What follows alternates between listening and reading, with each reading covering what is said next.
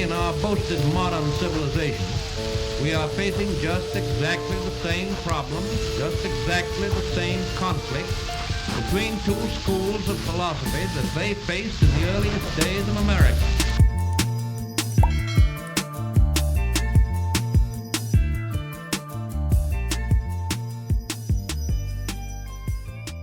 In 2019 alone, 21 countries killed public access to the internet 122 times, resulting in an $8 billion purge from the global economy. In short, at least for nations and the wealthy individuals of the world, it is clear that turning off the internet wouldn't solve or help really any economic development. But we're not here to break down how events and actions would affect the wealthy elite of the world or even nationhoods. We're here to understand and explain how this would affect the average citizen of the globe. So, time and time again, officials have used the internet, blackouts, or just the turn off button to limit freedom of speech or communication under the guise of public safety. This was prominent in events such as the Arab Spring, when the internet was turned off to inhibit democracy-infused coalitions from succeeding or being able to organize en masse. So here's the thing. It's been done. Obviously, though, we're not going to all of a sudden start to endorse abuses of power to advance political need. These public attacks are just that. Attacks meant to slow down any freedom resistance efforts and general political awareness as well.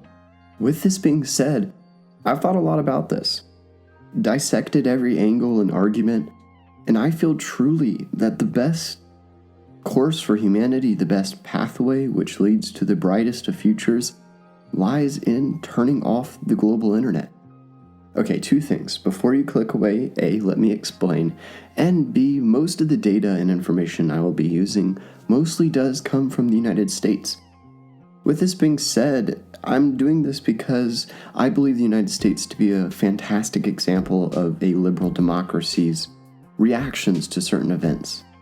So, to get back to the point, to understand why we must turn off the internet, we must first establish how we will. In 1934, the Communications Act was passed, and much like its fellow aged laws, it still stands. Although it's faced some updates and scrutiny, it bears the shoulder weight of the United States communication policies even today in 2021. And to quote Section 706 of the law, the President has the authority to shut down or theoretically kill, quote, any facility or station for wire communication, unquote. Although only if the President assumes there to be a state of public peril, legally quite a low bar for such an awesome power. And just in case you were wondering, yes, this power was confirmed to extend to the internet, when in a 2010 Senate committee report on protecting cyberspace confirmed that Section 706, quote, gives the President the authority to shut a network down, unquote. All it would take is an Attorney General's opinion, and a sitting president could both cut off a specific channel, like social media, or simply the entire internet. And while yes, truth be told, this is an extremely concerning pathway for such a significant event, we need it to happen. It can. By the President invoking Section 706 of the 1934 Communications Act. And yeah, most do hate this idea, but solely due to the values they place on a, quote, free and open market. However, with events such as Charlottesville and the January 6th Capitol riots occurring, are we at a tipping point? And yes, I make things on the internet. I want my career to be on the internet. And I'm not sure how any shutdown would go well for me. But I also know that certain parts of the internet simply aren't worth their weight. And to be honest, I have very little clue as to how a segmentation of the internet would look to get rid of toxic corners. But I have some ideas. Getting rid of messaging board sites, social media sites, and topic discussion sites would be a start. While certainly, all three offer much to the world for their majority of their existence, or most of the platforms that form of communication, that form of internet operates on, it is the outliers that deem this form of internet unhealthy and unfavorable to democracy. These are sites like 8chan, 4chan, and Parler, among many others. With this being said, as I'm sure you could garner from my tone, I am in favor of keeping some of the internet if it's possible. We must continue any academic pursuit involved with the internet. Communication globally for business and science, it must continue. It's vital to the world's growth. So how does this separation look? As I've said, that is a question for another time. There's no way we're covering it in one video, and it's way too much research. I'm way too lazy for that. But due to Section 706, we know that it can be done, even into specific segmentation as to not slow down the progress we're talking about. But why should we? And just once more to be clear, yes, most times the internet has been shut down, it has been to suppress rights. We're assuming this is different. It's more for the cultural future of us all. And we're going to look at that future of humanity and why a world without internet would be less unequitable and certainly more healthy for the common person.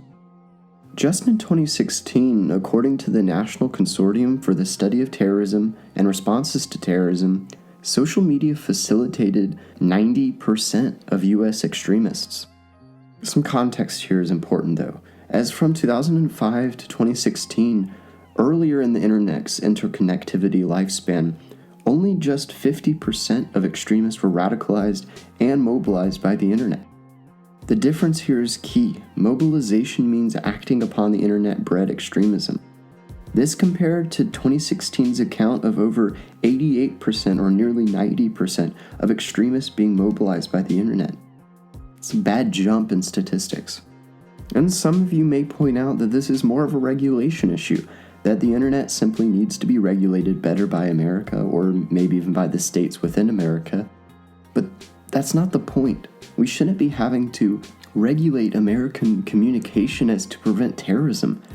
This is more of a show of the ability for terrorism to foster in the United States than the ability for the internet to facilitate that. This is something that's going to happen no matter whether the internet exists or not, but the internet allows mobilization, communication, and coordination unlike anything before.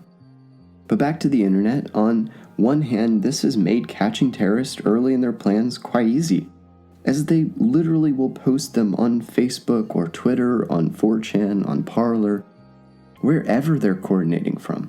But on the other hand, while yes, this is quite a simple definition of increased influence on terrorism by the internet, more people are using it to plan and carry out acts of terrorism and of violence than ever before.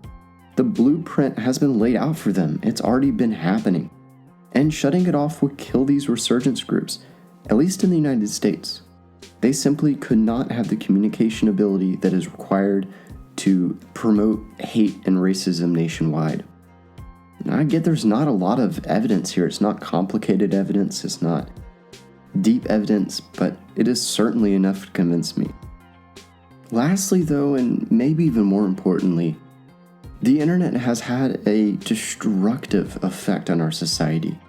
Life should be as easy as ever now, for all of us, but somehow all the extra information does nothing for our happiness. According to a study by the University of Kansas, quote, interacting with strangers online may harm psychological well-being, especially among those who have already existing social support and other social resources, unquote. Further explaining how gaming and gambling has been linked to increased depression, as well as the use of internet for shopping. These things are replacing daily in real life events and actions that we take, which has been directly linked to an increase in depression and anger and loneliness and all sorts of modern emotions that many of us are feeling. And the internet and shopping on the internet, gaming on the internet, even maybe online gambling, are vices that so many of us may even consider calming or rewarding, but are simply replacing possible real moments to fill those emotional cravings. Again, this is simple reasoning. These toxic aspects of the internet or extra aspects of the internet, they're simply not good for society. Despite the similar platform's ability to organize for good, So, the US is both capable of shutting off its internet and would be happier and safer by doing so. We think we're there, that we've reached that point in 2021. What about you? And for the future of us all, we better get educated and find solutions.